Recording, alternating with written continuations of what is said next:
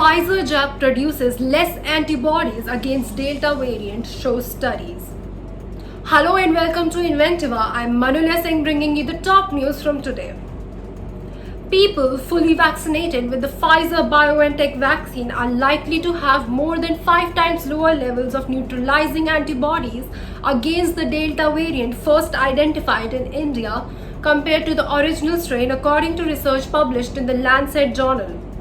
The study also shows that level of these antibodies that are able to recognize and fight the virus are lower with increasing age, and that levels decline over time, providing additional evidence in support of plans to deliver a booster dose to vulnerable people. It supports current plans in the UK to reduce the dose gap between vaccines, since they found that after just one dose of the Pfizer-BioNTech vaccine, people are less likely to develop antibody levels against B.1.617.2 variant as high as those seen against the previously dominant B.1.1.7 variant first found in Kent. The team, led by researchers from the Francis Crick Institute in the UK, noted that the levels of antibodies alone do not predict vaccine effectiveness, and prospective population studies are also needed.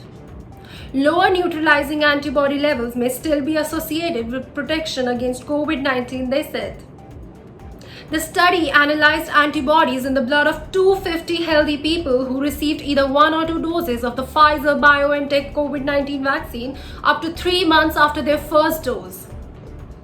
The researchers tested the ability of antibodies to block entry of the virus into cells, so-called neutralizing antibodies, against 5 different variants of SARS-CoV-2. They then compared concentration of these neutralizing antibodies between all variants. Data from previous clinical studies suggest that higher antibody titers or concentration is a good predictor of vaccine efficacy and greater protection against COVID-19.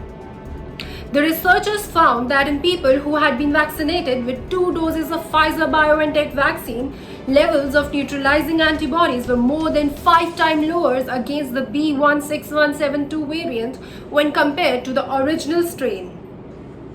This antibody response was even lower in people who had only received 1 dose, they said.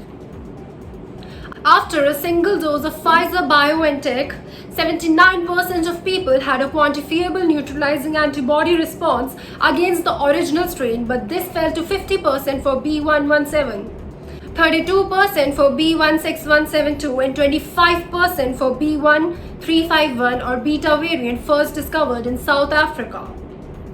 While antibody levels decreased with age against all variants, no correlation was observed for sex or body mass index. This virus will likely to be around for some time to come, so we need to remain agile and vigilant, said Emma Wall, an infectious disease consultant at University College London Hospital's NHS Foundation Trust. Our study is designed to be responsive to shifts in the pandemic so that we can quickly provide evidence on changing risk and protection, Wall said. The researchers noted that the most important thing is to ensure that vaccine protection remains high enough to keep as many people out of the hospital as possible. The study suggests that the best way to do this is to quickly deliver second doses and provide booster to those whose immunity may not be high enough against these new variants, they said.